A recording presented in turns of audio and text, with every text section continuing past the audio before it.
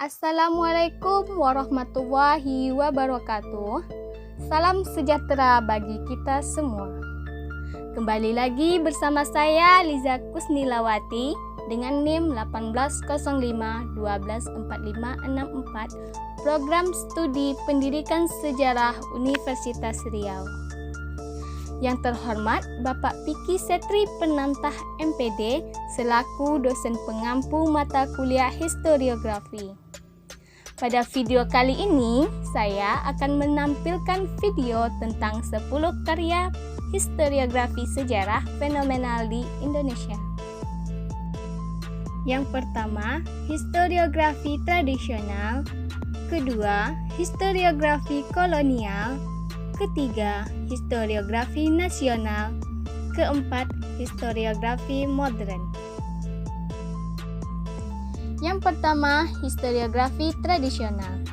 Penulisan sejarah pada masa ini tidak ditujukan untuk mendapatkan kebenaran sejarah melalui pembuktian fakta-fakta, melainkan melalui pengakuan untuk diabadikan kepada penguasa.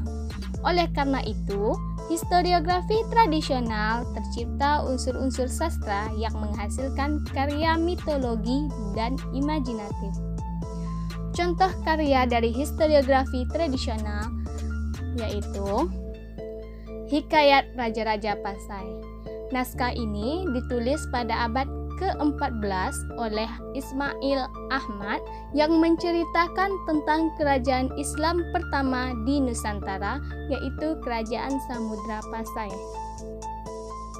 Ensiklopedia Aceh, Adat, Hikayat, dan Sastra.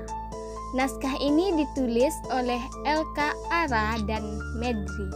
Buku ini menceritakan tentang sejarah Aceh yang pernah berjaya pada masa Iskandar Muda hingga bergelut tsunami dan pasca perjanjian damai antara pemerintah Republik Indonesia dan Gerakan Aceh Merdeka.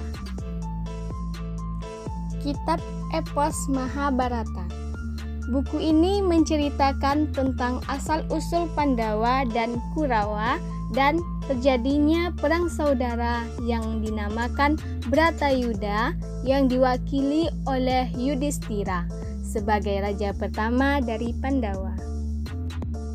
Historiografi kolonial. Historiografi kolonial ditulis pada saat pemerintahan kolonial Belanda. Sejak zaman VOC sampai dengan pemerintahan Hindia Belanda berakhir dan takluk kepada Jepang tahun 1942. Umumnya ditulis oleh orang-orang Belanda atau Eropa. Contoh dari historiografi kolonial yaitu Geschiedenis van Nederlands Indie tahun 1940, di mana editor utamanya yaitu Dr. Stapel. Buku ini merupakan sebuah buku pemaparan sejarah Hindia Belanda dan merupakan seri kelima dari 6 seri yang ada. Pada seri ini dipaparkan mengenai periode Republik Bataaf dan masa kekuasaan Perancis serta terbentuknya Het Koninkrijk der Nederlands. Geschiedenis van Indonesia. Buku ini merupakan karya De Graaf yang berisi tentang sejarah Indonesia sejak zaman kerajaan hingga masuknya bangsa Eropa ke bumi Nusantara.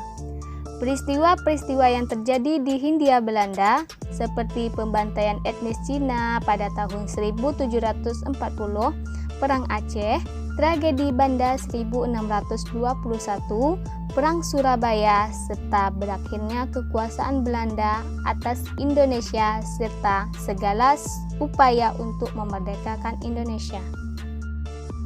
Sejarah Pulau Jawa, The History of Java, adalah buku yang dikarang oleh Thomas Stamford Raffles dan diterbitkan pada tahun 1817.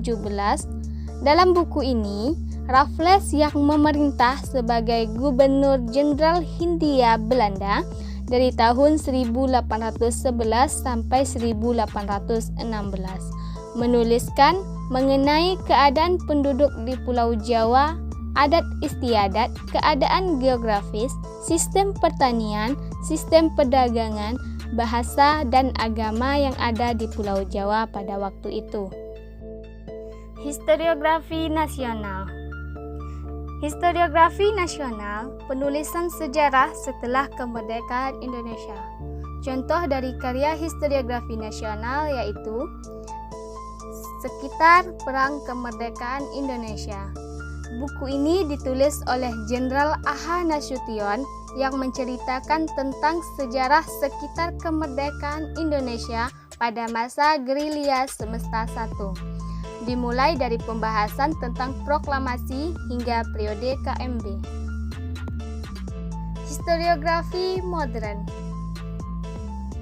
Penulisan sejarah pada zaman modern hingga sekarang. Contoh dari karya historiografi modern yaitu buku Peranan Bangsa Indonesia dalam Sejarah Asia Tenggara ditulis oleh Muhammad Ali pada tahun 1963.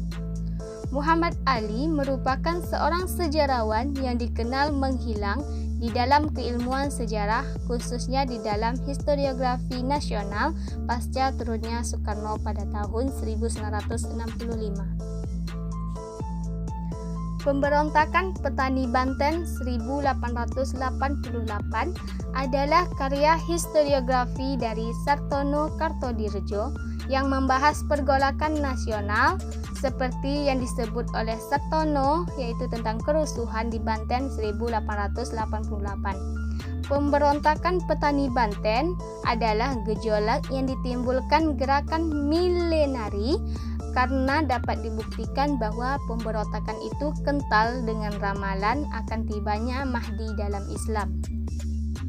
Revolusi Pemuda. Benedict Anderson dalam buku ini banyak mengeksplorasi tentang revolusi di Indonesia pada periode tahun 1945. Ia mengeksplorasi asal-usul kelompok-kelompok revolusioner pemuda, militer, dan partai politik dengan sudut pandang dan perincian yang detail. Di sini dijelaskan bahwa revolusi banyak dipengaruhi oleh semangat yang luar biasa dari golongan muda dan beberapa hal semangat tersebut diperoleh dalam masa berakhirnya pendudukan Jepang di Indonesia. Cukup sekianlah pemaparan tentang 10 karya historiografi sejarah fenomenal di Indonesia. Jangan lupa like, subscribe, dan komen. Terima kasih.